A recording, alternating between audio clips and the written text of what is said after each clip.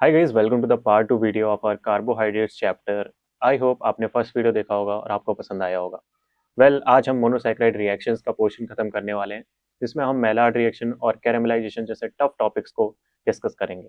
तो बिना देर किए हम चलते हैं अपनी स्क्रीन पर और समझते हैं आज के टॉपिक्स को। पिछली क्लास में हमने मोनोसैकेराइड की नेमिंग, आइसोमराइजेशन बहुत कुछ पढ़ा था। आई नो थोड़ी बेसिक क्लास थी, काफ़ी इंटरेस्टिंग क्लास नहीं थी, बट आज की क्लास काफ़ी इंटरेस्टिंग होने वाली है क्योंकि आज हम कवर करने वाले हैं रिएक्शन पार्ट को मोनोसैकेराइड्स के। और हाँ, ये पार्ट 2 वीडियो आपको पहले से ही पता है। ट्रस्ट, एल्डिटॉल, मेलार्ड रिएक्शन, एल्डोनिक एसिड, कैरेमलाइजेशन, ये 4 प्रोसेस, 4 नेम्स अभी आपको कोई नहीं पता होंगे, बट लेक्चर के एंड तक आपको ये सब कुछ पता चल जाएगा। तो चलिए आगे बढ़ते हैं। ओके, सबसे पहले हम पढ़ने वाले हैं मोनोसैकेराइड की रिएक्शंस में ऑक्सीडेशन टू एल्डोनिक एसिड्स एंड एल्डोनोलैक्टोन्स। अभी क्या होते हैं ये समझते हैं। एल्डोसिस को हम रिड्यूसिंग शुगर बोलते हैं क्योंकि इनका जो एल्डिहाइड ग्रुप होता है वो ऑक्सीडाइज हो सकता है to carboxylic acid forming aldonic acids while the oxidising agent is reduced.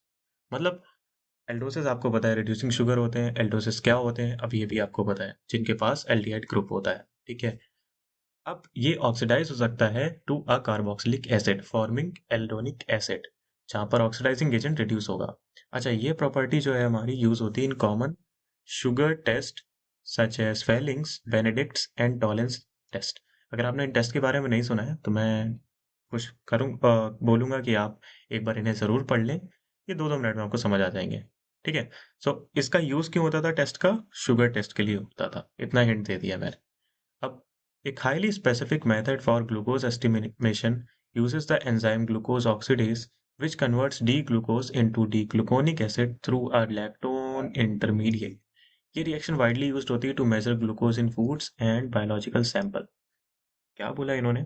एक बहुत ही अच्छा स्पेसिफिक मेथड जो कि ग्लूकोज एस्टिमेशन में यूज होता है, वो यूज करता है एंजाइम ग्लूकोज ऑक्सीडेज, जो कि क्या करता है डी ग्लूकोज को डी ग्लूकोनिक एसिड में कन्वर्ट कर देता है और उनके बीच में एक इंटरमीडिएट भी बनता है which is lactone intermediate. I hope आपको विजिबल है। ये रिएक्शन बहुत ज्यादा यूज होती है to measure glucose in foods and biological samples. ठीक है, सो डी ग्लूकोज अब आपको स्ट्रक्चर बहुत अच्छे से क्लियर है, मैं दोबारा रिपीट नहीं करने वाला। अब आपको ये स्ट्रक्चर भी क्लियर है, ये साइक्लिक चेन कैसे बना है, इसको हम बोलते हैं हैवर्थ projection.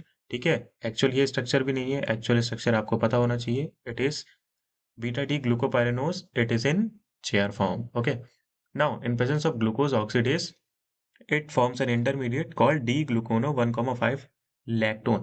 Why lactone is here? Because on represents the ketone group. Okay, and at last it gets converted to carboxylic acid. Fine, in the basic medium and H plus. Now moving ahead, I hope आपको ये reaction समझ आई होगी। कुछ ज़्यादा नहीं था। Glucose oxidase जो हमारा एंजाइम है वो डी ग्लूकोज को डी ग्लूकोनेट में कन्वर्ट कर देता है। ठीक है, डी ग्लूकोनेट कुछ नहीं, एल्डोनिक एसिड को ही, जो डी ग्लूकोज कन्वर्ट हुआ है, अगर उसको हम एल्डोनिक एसिड में बोलेंगे तो वो डी ग्लूकोनेट बोला जाएगा। फाइन, नेमिंग जरूर ध्यान रखना, नहीं तो कंफ्यूज हो जाओगे। आगे बढ़ते हैं। अभी कीटोस के बारे में हमने बात करी थी पिछली क्लास में। कीटोस लाइक फ्रक्टोस, फ्रक्टोस का स्ट्रक्चर याद होगा आपको, आई होप। ये भी रिड्यूसिंग शुगर होते हैं because under alkaline condition they first convert into aldoses, although this oxidation is less efficient in then in aldoses. अच्छा, एल्डोस के पास तो एल्डिहाइड ग्रुप है ही है, तो उसमें तो बहुत जल्दी रिएक्शन हो जाएगी, रिड्यूसिंग शुगर है। बट फ्रक्टोस भी रिड्यूसिंग शुगर होते हैं, लेकिन एल्कलाइन कंडीशन में पहले कन्वर्ट होते हैं एल्डोस में। अब याद होगा आइसोमराइजेशन मोनोसैकेराइड्स का, उसमें डी ग्लूकोज डी फ्रक्टोज में कन्वर्ट हो रहा था, डी फ्रक्टोज डी मैनोज में भी कन्वर्ट हो सकता है। ऐसे करके हर तरह के आइसोमराइजेशन हमने देखे थे। ठीक है, अच्छा, glucono delta lactone slowly hydrolyzes in water to release acid, making it useful as a mild food acidulant and leavening agent. इस ग्लूकोनो डेल्टा लैक्टोन का नाम आपने कहीं ना कहीं सुना होगा। अगर नहीं सुना है तो फूड प्रोडक्ट के लेबल्स को आप ध्यान से पढ़ना। आपको किसी ना किसी जिसमें माइल्ड फूड एसिडुलेंट यूज होता है या लीवनिंग एजेंट यूज होता है, उसके जो कोड होगा वो ग्लूकोनो डेल्टा लैक्टोन का ही होगा, पता कर लेना। अभी मैं प्रोडक्ट का नाम नहीं बता रहा हूँ।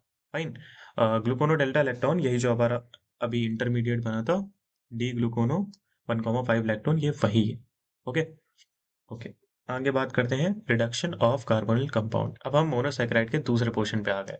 अभी हमने क्या बनाए हैं, एल्डोनिक एसिड्स, कार्बोक्सिलिक एसिड्स, ठीक है। अब हम आ गए reduction of carbonyl compounds. Carbonyl compounds तो हमें पता ही है, carbohydrates. Hydrogenation in carbohydrates meaning addition hydrogen to the carbonyl group of an aldose or ketose using hydrogen gas and a catalyst like Rayleigh nickel। आपने hydrogenation reaction पढ़ी होगी बचपन में स्कूल के टाइम। वहां पर निकल के यूज होता था as a catalyst, and hydrogen gas हमारी बॉन्ड्स को ब्रेक डाउन करती थी। ठीक है, इतना तो याद होगा। तो जब डी ग्लूकोज हमारा हाइड्रोजनेट होता है तो ये फॉर्म करता है डी ग्लूकीटॉल, दैट इज सॉर्बिटॉल, जो कि एक शुगर एल्कोहल है। अब इसका नाम हम एल्डिटॉल भी बोलते हैं और पॉलीऑल भी बोलते हैं। ठीक है, इन नाम को आप जरूर याद रखना कि एल्डिटॉल क्या है, पॉलीऑल क्या है, क्योंकि ये दोनों सेम ही है, आप कंफ्यूज हो सकते हो। After hydrogenation the carbonyl group is removed, so the sugar cane not form a ring and remains in the open chain form. अभी देखो यहाँ पर है CHO। ठीक है, अब ये CHO हमारा जो है कन्वर्ट हो जाएगा CH2OH में। अब जो है एक इशू हो गया कि कार्बोनिल ग्रुप हमारा रिमूव हो गया। अब जो शुगर है वो एक रिंग फॉर्म नहीं कर पाएगा। अभी देख रहे हो आप, जो प्रोडक्ट आया रिडक्शन के बाद भी वो हमारा क्लोज चेन ना बन के एसाइक्लिक प्रोडक्ट आया है। ठीक है, सो जो डी ग्लूकीटॉल बना था हमारा डी ग्लूकोज से, डी ग्लूकीटॉल, इसको हम सॉर्बिटॉल भी बोलते हैं। अभी समझाता हूँ। सॉर्बिटॉल एक हेक्सीटॉल है जो अकर होता है naturally in fruits in small amounts and is half as sweet as sucrose. तो अगर आप चीनी खाओगे तो चीनी को आधा मीठापन, मतलब चीनी से 50% स्वीटर हमारा सॉर्बिटॉल होता है। ठीक है, अच्छा सॉर्बिटॉल नेम कहाँ से आया है, देखो जरा। सॉर्बिटॉल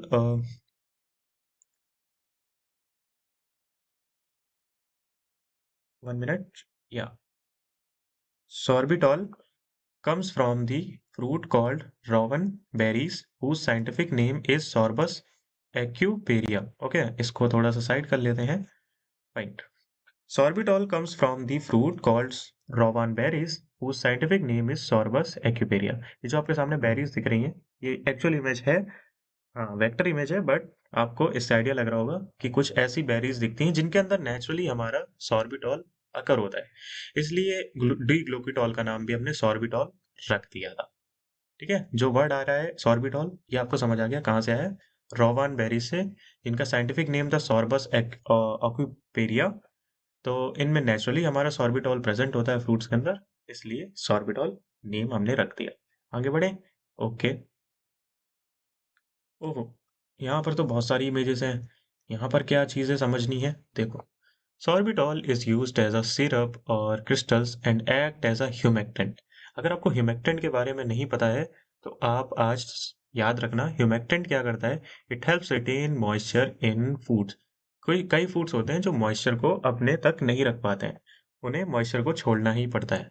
ठीक है, तो ह्यूमेक्टेंट वहां पर एक सब्सटेंस यूज होता है जो कि वाटर मॉइस्चर को रिटेन करता है फूड के अंदर। देखो, D mannitol is produced by hydrogenation of D mannose. अभी हमने डी ग्लूकोज से डी ग्लूकीटॉल बनाया, तो डी मैनोज से डी मैनिटॉल बनेगा। और सुक्रोज से भी बना सकते हैं प्रोसेसिंग के दौरान। And is different from sorbitol because it crystallises easily. जो डी मैनिटॉल है वो हमारा सॉर्बिटॉल से अलग है क्योंकि ये क्रिस्टलाइज हो जाता है इजिली, और ये कोई भी ह्यूमेक्टेंट नहीं है। And is moderately, only moderately soluble, ज़्यादा सॉल्युबल भी नहीं है।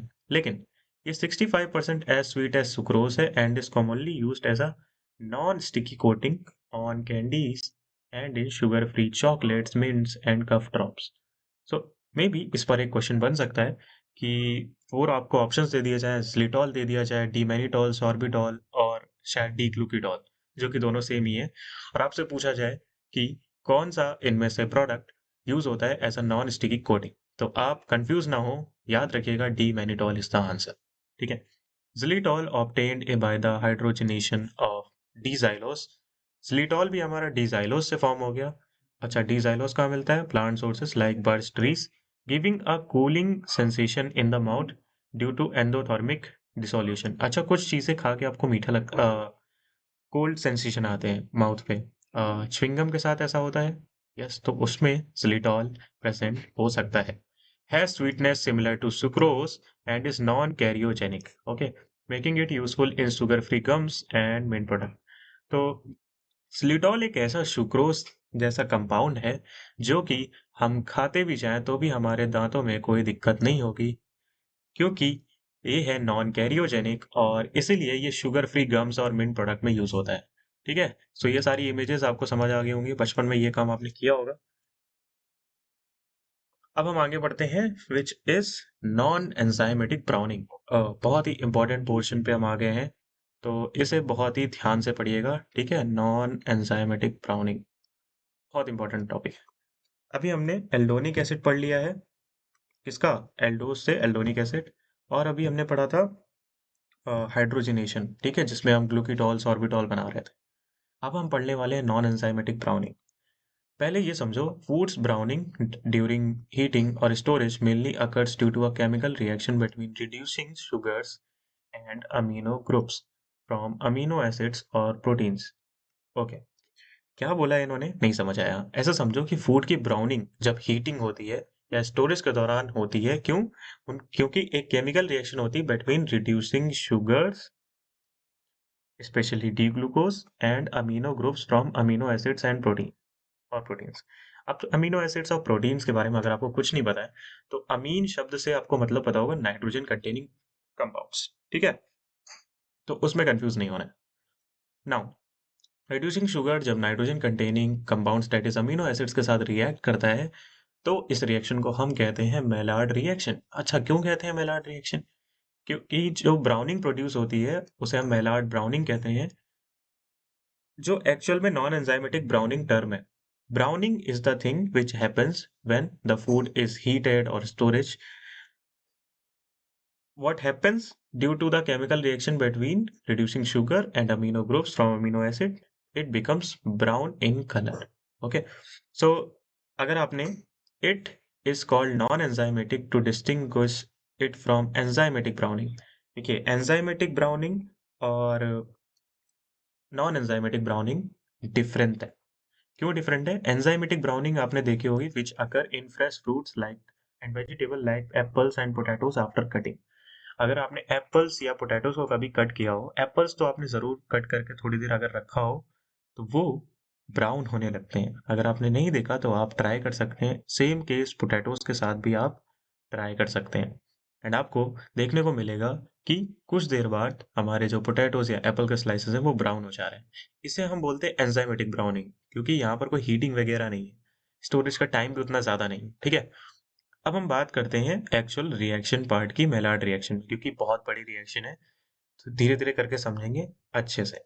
इन the first stage of the Maillard reaction, एक free non protonated amino group होता है जो कि रिएक्ट करता है with the carbonyl group of a reducing sugar. जो अमीनो ग्रुप है वो ऐड होता है to the aldehyde group of an acyclic sugar form a Schiff's base. जो अमीनो ग्रुप है हमारा वो ऐड होता है to the aldehyde group. Amino group aldehyde group पे जाता है एसाइक्लिक शुगर के, जो कि फॉर्म करते हैं स्किप बेस, इमीन। अभी इसके बारे में नहीं पता है तो बताता हूँ। Which can cyclise to form a glycosyl amine. अरे सर क्या हो गया, स्किप बेस बना फिर ये साइक्लाइज हो गया ग्लाइकोसिल अमीन बना, बस थोड़ा सा समझो। The Schiff base then undergoes a reversible rearrangement. जब शुगर हमारी एल्डोस होती है ना, यानी कि D glucose, it undergoes the Amadori rearrangement, जो कि फॉर्म करता है one amino one deoxy D fructose. इसको ही हम बोलते हैं एमेडोरी कंपाउंड्स। और इन कॉन्ट्रास्ट जब शुगर हमारा कीटोस होता है तो रीअरेंजमेंट होता है हेंस रीअरेंजमेंट के तरीके से, जो कि प्रोड्यूस करता है two amino two deoxy aldose. अच्छा, Amadori and Heyns products are early intermediates of the Maillard browning reaction. ये अर्ली इंटरमीडिएट्स होते हैं मेलार्ड ब्राउनिंग रिएक्शन के, जो कि इंपॉर्टेंट होते हैं for colour and flavour development in foods. अच्छा सर, बहुत बड़ी कहानी बता दी आपने, लेकिन कुछ समझ नहीं आया, तो हम थोड़ा सा आगे चलते हैं और समझते हैं पहले रिएक्शन को। ये है एक्चुअल में बड़ी सी रिएक्शन। तो देखो, डी ग्लूकोज आप सब जानते हैं, डी ग्लूकोज पे किसका एडिशन हुआ, ये प्राइमरी अमीन है, आई होप आपको दिख रहा होगा। अब ये प्राइमरी अमीन सबसे ऊपर वाले कार्बोनिल कंपाउंड पे जाके रिएक्ट करता है, फॉर्म करता है NHR बॉन्ड और CHOH। ठीक है, फिर डिहाइड्रेशन के बाद हमारा फॉर्म होता है ये स्किप्स बेस, ठीक है। अगर बैकग्राउंड में कोई नॉइज आ रहा हो तो प्लीज उसे अवॉइड करना। स्किप्स बेस, ठीक है। ये एक्चुअल में हमारा स्किप बेस। अब स्किप बेस के पास दो कंडीशन है, या तो ग्लाइकोसिल अमीन में कन्वर्ट हो जाए या nitrogen substituted 1 amino 1 deoxy D fructose में कन्वर्ट हो जाए। ध्यान रखना, जब डी ग्लूकोज की बात होगी तब हमारा 1 अमीनो 1 डीऑक्सी डी फ्रक्टोज बन रहा है, ठीक है। नाइट्रोजन सब्स्टिट्यूटेड क्यों? क्योंकि यहाँ पर एक नाइट्रोजन बॉन्ड तो मिलेगा ही मिलेगा। डी फ्रक्टोज क्यों बोल रहे हैं? देखो, डी तो इसलिए ओ एच है यहाँ पे। फ्रक्टोज क्यों बोल रहे हैं? Cause C double bond O है। आई होप क्लियर हो रहा है ये। और ग्लाइकोसिल अमीन क्यों बोल रहे हैं? देखो, रिंग तो फॉर्म हो रही है, बट ये जो हमारा बॉन्ड है NHR, ये यहाँ पर अमीन को रिप्रेजेंट कर रहा है, क्योंकि N नाइट्रोजन बॉन्ड आ गया ना। तो glycosyl amine is the name will be written. I hope आपको पीछे वाले पूरे जो हेडिंग है एंड जो पैराग्राफ से समझ आए। अभी जो हमने रिएक्शन को देखा थोड़ा सा, अगर आपको कुछ नहीं समझ आया है तो भी आपको इतना समझ आ रहा होगा कि डी ग्लूकोज हमारा एक एसाइक्लिक स्ट्रक्चर में कन्वर्ट हो रहा है, जहां पर हमारा नाइट्रोजन भी ऐड हो जा रहा है, ठीक है, और ग्लाइकोसिल अमीन भी फॉर्म हो रहा है, ठीक है। ग्लाइकोसिल अमीन एक साइक्लिक प्रोडक्ट है, वहीं जो 1 अमीनो 1 डीऑक्सी डी फ्रक्टोज है, ये हमारा एसाइक्लिक प्रोडक्ट, ठीक है। अभी ये एक्चुअल फाइनल प्रोडक्ट नहीं है, अभी इन पर भी कई सारी रिएक्शन होना बाकी है। तो देखो, the second stage of the Maillard reaction, हमने फर्स्ट स्टेज पढ़ ली है। फर्स्ट स्टेज में हमारा ग्लाइकोसिल अमीन और 1 अमीनो 1 डीऑक्सी डी फ्रक्टोज बना है, ठीक है। The second stage of the Maillard reaction involves further reactions of the amatory compounds formed earlier। जो अभी पीछे कंपाउंड बना था वो एमाटोरी कंपाउंड ही था। इन दिस स्टेज जो कंपाउंड है वो डिहाइड्रेशन में जाते हैं, cleavage of sugar chains and in some cases Strecker degradation, ये भी समझेंगे क्या है, leading to formation of many reactive intermediates. तो सेकंड स्टेज में भी जो मेलार्ड रिएक्शन है उसमें बहुत सारे रिएक्शंस होते हैं एमाटोरी कंपाउंड के। इस स्टेज में जो कंपाउंड्स हैं वो डिहाइड्रेशन में जाते हैं, शुगर चेन्स में क्लीवेज होता है and in some cases Strecker degradation reaction भी होती है, जिसकी वजह से बहुत सारे इंटरमीडिएट बनते हैं। अच्छा, मेन इंटरमीडिएट क्या फॉर्म होते हैं? 1, 3, 4 डीऑक्सी डाइकार्बोनिल कंपाउंड, जिन्हें हम बोलते हैं डीऑक्सी ओसोन्स। ये शब्द थोड़ा इंपॉर्टेंट है क्योंकि आगे इसी पे बात होनी है। तो 1, 3, एंड 4 डीऑक्सी ओजोन्स, ये कंपाउंड मेनली फॉर्म्ड होते हैं in the pH range 4 to 7। देखो, पीएच रेंज पे मे भी क्वेश्चन आ सकता है, ये आप याद रखो। And the type form depends on the pH. So among them 3-deoxyozone 3-deoxyhexosullose is the most common intermediate and is favored under acidic condition। Sir, ये ऐसे नाम है तो समझ नहीं आ रहा है क्या है एक्चुअल में, स्ट्रक्चर क्या है। अभी आगे समझते हैं अगर नहीं आ रहा है तो। वैसे नाम देख के आपको समझ आना चाहिए। अब पिछली क्लास में हमने नेमिंग ही पढ़ी थी। As the Maillard reaction continues, especially under acidic pH conditions, जो dehydrated intermediates फॉर्म हो रहे हैं through the 3-deoxyozone pathway can cyclize to produce furan derivative। ऐसा समझ लो, जो 3-deoxy हेक्सोसुलोज बनाया होगा, अभी ये एसिडिक पीएच कंडीशन में और भी ज्यादा डिहाइड्रेट होता जाएगा, ठीक है। उसी को हमने बोला है 3-deoxyozone पाथवे, और वो साइक्लाइज हो जाएगा finally into a furan derivative. देखो, हेक्सोस शुगर से, हेक्सोस पता है ना, जिसमें 6 कार्बन एटम्स है, ये रिएक्शन फॉर्म करती है 5 hydroxy methyl 2 furaldehyde hydroxy methyl furfural, जिसको हम शॉर्ट फॉर्म में HMF बोलते हैं। ये प्रोडक्ट आपने सुना होगा अगर आपने कभी मेलार्ड रिएक्शन के बारे में पढ़ा है तो। जबकि पेंटोज शुगर समझ रहे हो ना, 1, 2, 3, 4, 5 कार्बन वाले, वो फॉर्म करते हैं फरफ्यूरल। अभी इन दोनों का स्ट्रक्चर भी देखते हैं।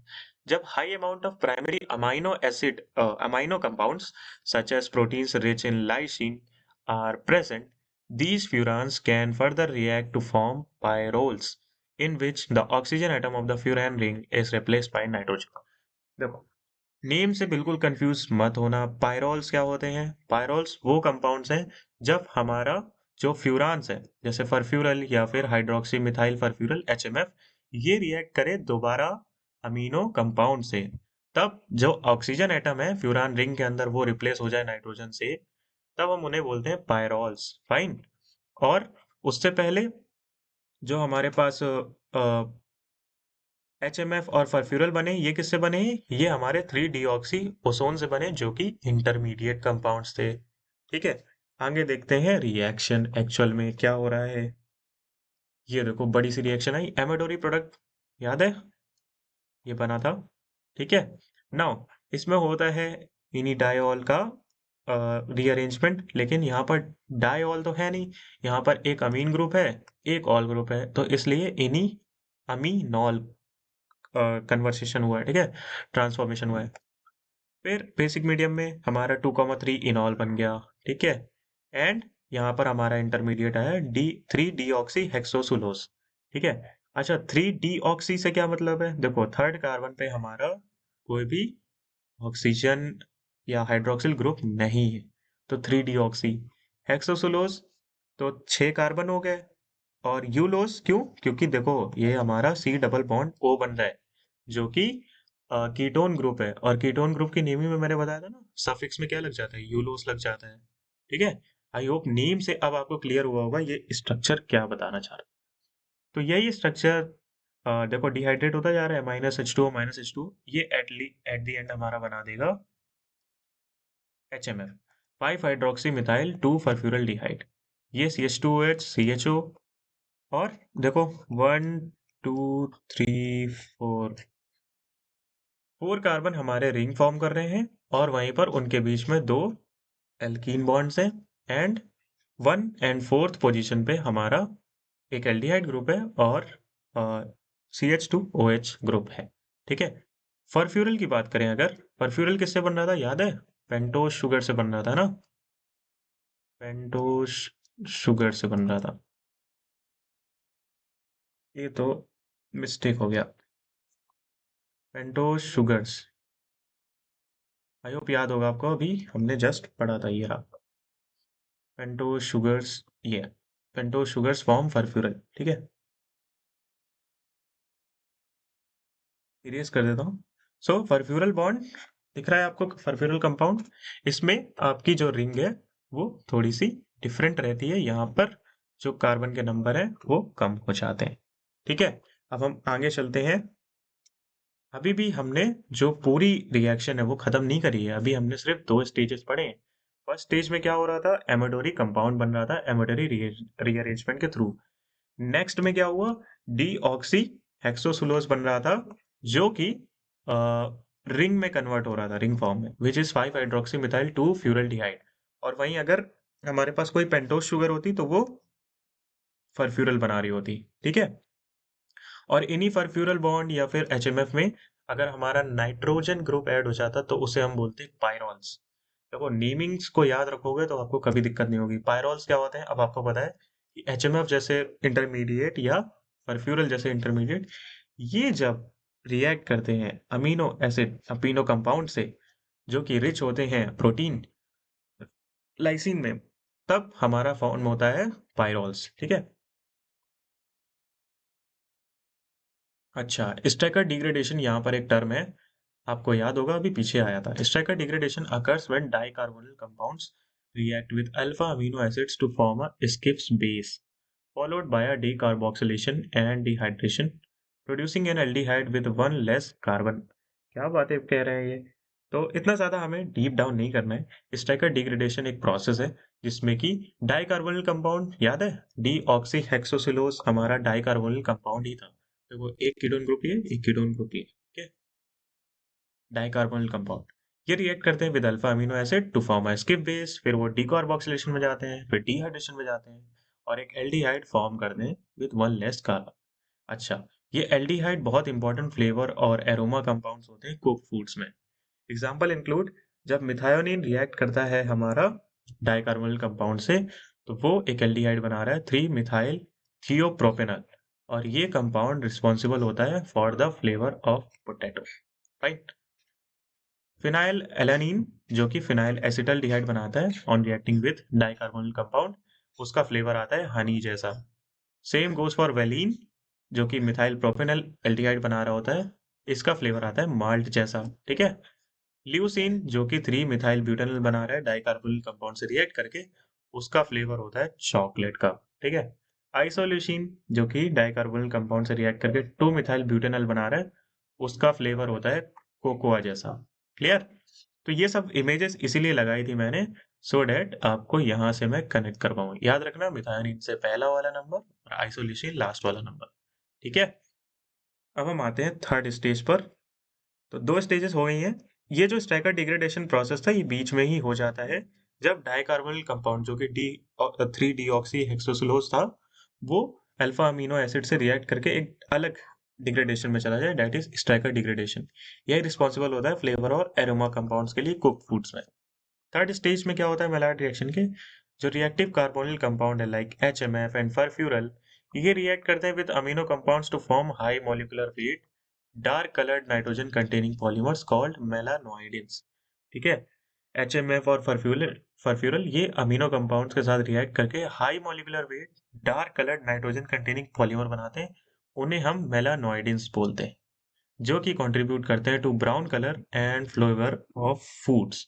ठीक है, सो ब्राउन कलर जो एक्चुअल में फूड्स में आ रहा होता है वो इनका मेलाइड रिएक्शन का रीजन है। सारे मेलानोइडिन्स में कंटेन होता है एरोमेटिक रिंग। एरोमेटिक रिंग आपको पता है क्या होती है? नहीं? कॉन्जुगेटेड डबल बॉन्ड पता है कि नहीं? पता होने चाहिए। But very in colour black to brown, molecular weight, nitrogen content and solubility. तो मेलानोइडिन्स जो है उनके अंदर एरोमेटिक रिंग होती है, कॉन्जुगेटेड डबल बॉन्ड होते हैं, लेकिन ये वेरी करते हैं अपने कलर में। ब्राउन टू ब्लैक कलर हो सकता है। मॉलिक्यूलर वेट, नाइट्रोजन कंटेंट और सॉल्युबिलिटी के बेसिस पे भी डिफरेंट होते हैं, क्योंकि सबकी सॉल्युबिलिटी सेम नहीं है। आगे बढ़ते हैं। सर ये क्या हो रहा है, एक वीडियो हमारे सामने चल रही है जिसमें कि ये जो है हमारे पास, ये हमारे पास थे बिस्किट्स। ठीक है, ये बिस्किट्स हो रहे थे बेक। इसको दोबारा से कैसे मैं प्ले कर सकता हूँ? अ, चलो कोई बात नहीं, इसको हम प्ले तो दोबारा कर ही लेते हैं। ठीक है, 1 मिनट। हाँ, आगे आ गया आई थिंक हम। ये है हमारा वीडियो। देखो, अभी देखो, अभी हमारा सरफेस जो है वो वाइट है। ठीक है, मेलार्ड रिएक्शन अभी होगी हीटिंग के दौरान। तो हीटिंग के दौरान क्या होगा, समझे? हीटिंग के दौरान अभी देखना क्या होगा। ये देखो, हमारी जो टॉप सरफेस है वो ब्राउन होने लगी, दिखी? यस, यही समझना था। ठीक है, तो ये वीडियो आपको एक इंफॉर्मेशन पर्पस के लिए, हाँ ये वीडियो इन जनरल एआई से बनाया गया, तो आप भी इन वीडियोस के थ्रू थोड़ा बहुत सीख सकते हो जिसने बेकिंग प्रोसेस ओवन के अंदर होते हुए नहीं देखा है। तो ठीक है, बिस्किट्स का सरफेस ब्राउन क्यों होता है अब आपको पता है, because of the Maillard reaction happening on the surface due to the reaction between reducing sugar and what, amino groups. ठीक है, चलते हैं आगे। Okay, final summary of Maillard reaction. I hope मैंने मेलार्ड रिएक्शन आपको उस लेवल पे समझा दी है कि अब आपको कंफ्यूजन नहीं होगी। बट अगर आपको नहीं आई है मेलार्ड रिएक्शन, तो एक बार रिएक्शन को खुद से देखना कि कंपाउंड्स में क्या फॉर्मेशन हो रहा है, कौन से इंटरमीडिएट बन रहे हैं, और कौन से इंटरमीडिएट एक और बार प्राइमरी कंपाउंड अमीनो कंपाउंड से रिएक्ट करके डिफरेंट कंपाउंड्स के नेम जो वो बना रहे हैं, वो जो दिए गए हैं, उन्हें आपको समझना है। ठीक है, जैसे ही आप इन नेमिंग कन्वेंशन को समझ गए और जो रिएक्शन का अरेंजमेंट है वो समझ गए, आपको मेलार्ड रिएक्शन आ जाएगी। The Maillard reaction occurs when reducing sugar react with amino acids of proteins under heat, forming soluble and insoluble browning products. ये रिएक्शन रिस्पॉन्सिबल होती है for the brown colour and desirable flavours in foods like bread crust, cookies, roasted meets, soy sauce, chocolate, caramel and toffees. ठीक है, सो बहुत सारे products में हमारा जो मेलार्ड रिएक्शन का प्रोसेस है वो अगर होता है और उसकी वजह से डिजायरेबल फ्लेवर्स फूड में आ रहा होता है। ठीक है, it produces aroma and flavour sometimes bitter, example coffee. इसकी वजह से कुछ ऐसे एरोमा और फ्लेवर भी प्रोड्यूस होते हैं जो कि बिटर होते हैं। ठीक है, like coffee. But can also create of flavour during UHT milk processing. अगर आपको यूएचटी मिल्क प्रोसेसिंग पता हो तो मिल्क को हाई टेम्परेचर पर हीट कर रहे होते हैं अराउंड 120 टू 130, जहां पर मिल्क के ऊपर मेलार्ड रिएक्शन होने का खतरा होता है जिससे कि मिल्क का फ्लेवर खराब हो जाता है। डिहाइड्रेटेड फूड स्टोरेज और ग्रिलिंग मीट और fish, that thing cause of flavours. Heat is required for this non enzymatic browning. Heat तो रिक्वायर्ड है। ठीक है, सो अभी हमने 3 पोर्शंस खत्म कर लिए हैं। एल्डोनिक एसिड्स की हमने बात करी, हमने सॉर्बिटॉल, ग्लूकीटॉल्स की बात करी, एल्डिटॉल की, हमने मेलार्ड रिएक्शन को भी पढ़ लिया है। ठीक है, अब हम लास्ट पोर्शन पे चल रहे हैं विच इज कैरेमलाइजेशन। अच्छा, कैरेमलाइजेशन शब्द आपने कहीं पर तो सुना होगा, कैरेमल शब्द आपको अगर याद हो। तो ये सब जितनी भी आइसक्रीम्स, केक्स हैं, इनमें हमारा कैरेमल प्रोडक्ट यूज़ होता है, ठीक है? इनफैक्ट बियर में भी यूज़ होता है। आओ, कैरेमलाइजेशन एक्चुअल में प्रोसेस क्या है ये समझते हैं। Is the heating of sugars like sucrose and reducing sugars without amino acids और proteins, often aided by small amounts of acids और सॉल्ट। सो कैरेमलाइजेशन में हीटिंग ऑफ शुगर तो हो रही है, जैसे कि सुक्रोज और अदर रिड्यूसिंग शुगर, लेकिन यहाँ पर जो अमीनो एसिड्स है वो नहीं होता है। यहाँ पर सिर्फ छोटे अमाउंट ऑफ एसिड और सॉल्ट से ही काम हो जाता है। जैसे कि मेलार्ड ब्राउनिंग में था, ये प्रोड्यूस करती थी brown colour, complex polymeric compound and flavour and aroma resulting in caramel. Maillard browning में जैसे कि प्रोडक्ट्स फॉर्म हो रहे थे ब्राउन कलर के कॉम्प्लेक्स पॉलीमेरिक कंपाउंड, और फ्लेवर और एरोमा वो दे रहे थे, सेम वैसे ही कैरेमल में भी मिलता होता है हमें फ्लेवर एंड कलर। चलो आगे बढ़ते हैं, कैरेमलाइजेशन को और थोड़ा सा डिस्कस करते हैं। So commercial caramel is made by heating carbohydrates mainly sucrose, ध्यान रखना सुक्रोज बहुत इंपॉर्टेंट है, but also glucose, fructose, invert sugar, syrup और मोलासेस। ये सारे के सारे शुगर के शुगर के प्रोडक्ट्स तो नहीं बोलूंगा, शुगर के हमारे पास कंपाउंड्स हैं जहां से हमें शुगरी प्रोडक्ट्स मिल सकते हैं, glucose, fructose, invert sugar, syrups और मोलासेस, एलोन और विथ एसिड्स, बेसेस और सॉल्ट। मतलब या तो हम इन्हें अकेले ही हीट करके बना सकते हैं कैरेमल, या फिर हम इन्हें एसिड, बेस और सॉल्ट के साथ भी मिला करके बना सकते हैं। जैसे कि एसिड कौन सा यूज करते हैं हम, सिट्रिक एसिड, और base amino ammonium hydroxide, and salt हमारा सोडियम बाइकार्बोनेट। फैक्टर्स जैसे कि temperature and ingredient choice affect the final product, ठीक है? टेम्परेचर और इंग्रेडिएंट की चॉइस हमारी अफेक्ट करती है फाइनल प्रोडक्ट को। मान लो हमने सॉल्ट यूज किया और कोई और कार्बोहाइड्रेट फ्रक्टोज यूज कर लिया, तो हमारा जो प्रोडक्ट है फाइनल प्रोडक्ट वो डिफरेंट आ सकता है। During heating ammonia can react with intermediates 3-deoxy deoxyozones to produce flavor compounds such as pyrazine and imidazole।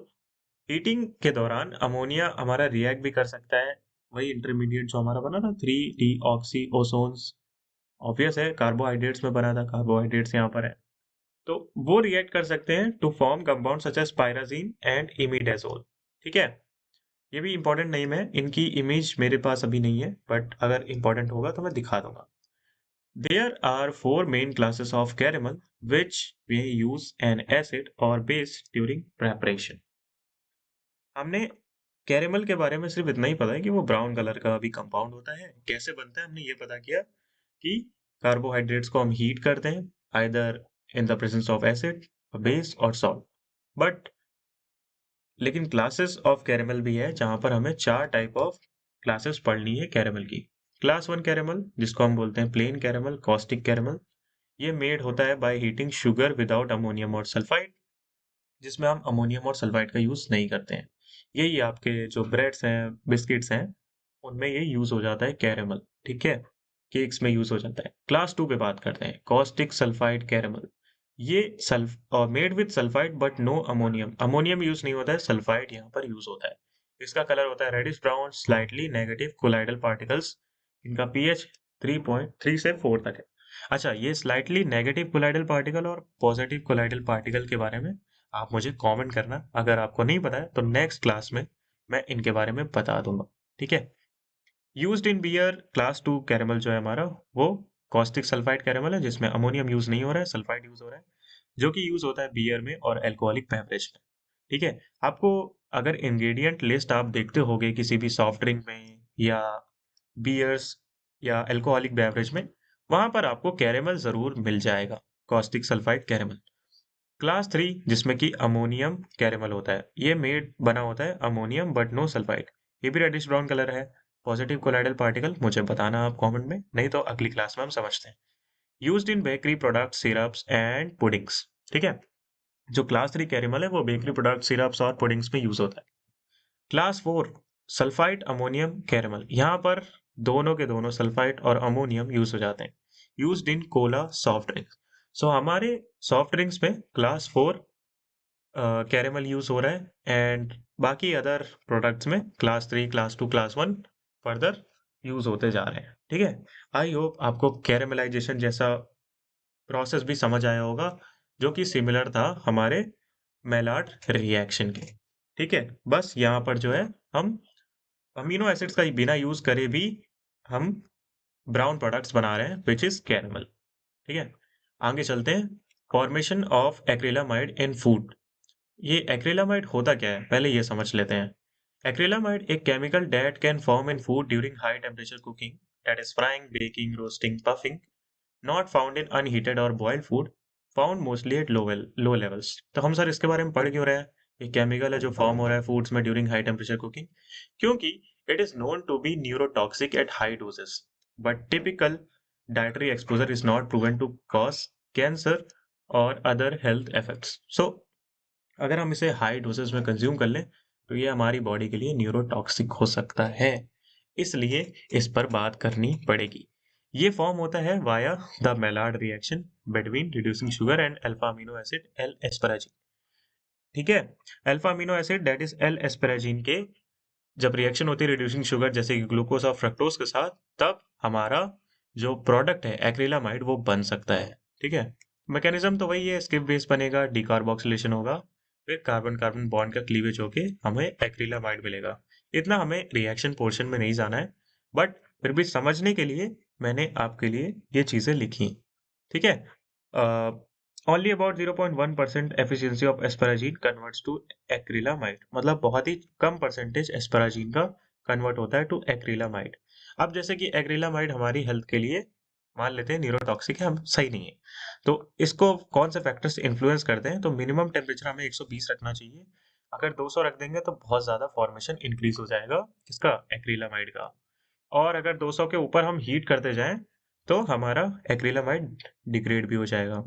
Favoured at pH 4 to 8, acidic pH reduces formation. अगर हम एसिडिक pH पे जाएं तो जो हमारा एक्रिलामाइड का फॉर्मेशन है वो रिड्यूस हो जाता है। ठीक है, sugar type D fructose favours acrylamide more than D glucose. तो अगर हम डी ग्लूकोज का यूज करेंगे एस्पर एल एस्परेजिन टाइप के प्रोडक्ट्स में जिसमें कि प्रेजेंट है एल एस्परेजिन, तो हमारा एक्रिलामाइड फॉर्मेशन कम होगा। ठीक है, आई होप आपको एक्रिलामाइड भी समझ आया क्या है। थोड़ा सा इसके बारे में समझ लो कि इसकी स्ट्रक्चर कैसी है। ये हमारे सामने एक बड़ी सी रिएक्शन है। इस रिएक्शन में देख सकते हो रिड्यूसिंग शुगर और एस्परेजिन जिसके अंदर अमीन ग्रुप है NH2, ये रिएक्ट करता है और हमारा बनाता है इसके बेस। ठीक है, इसके बेस हमारा जाता है डीकार्बोक्सिलेशन में, फिर यही डीकार्बोक्सिलेशन हमारा कार्बन कार्बन एलिमिनेशन होके एक्रिलामाइड फॉर्मेशन होता है। ठीक है, इस रिएक्शन में ज्यादा कुछ देखने का नहीं है, बट स्टिल एक्रिलामाइड का स्ट्रक्चर अगर आपको नहीं पता है तो वो भी मैंने आपको दिखाया, that is CH2 double bond CH single bond C double O and H2। ठीक है, दिस टर्म इज एक्रिलामाइड। सो इसको भी हमें याद रखना पड़ेगा। एक्रिलामाइड भी प्रोडक्ट है जो मेलार्ड रिएक्शन का प्रोडक्ट फॉर्म होता है हाई टेम्परेचर पे। ठीक है, ओके, अभी हम आ गए हैं लास्ट स्लाइड में अपनी, और examples of food prone to acrylamide, fried potatoes, French fries, chips, roasted और बेक प्रोडक्ट्स। तो हमारे जो नॉर्मल डेली लाइफ में हम प्रोडक्ट्स खाते हैं, फ्राइड पोटैटोज, फ्रेंच फ्राइज, इन सब में इसके होने के चांसेस होते हैं, इसलिए एक्रिलामाइड को हमें प्रिवेंट करना चाहिए, ज्यादा डीप फ्राइंग नहीं करनी चाहिए। ठीक है, जिसमें कि लो और नो एक्रिलामाइड होने के चांसेस है boiled potatoes, canned frozen fruit और vegetable, except some pitted olives।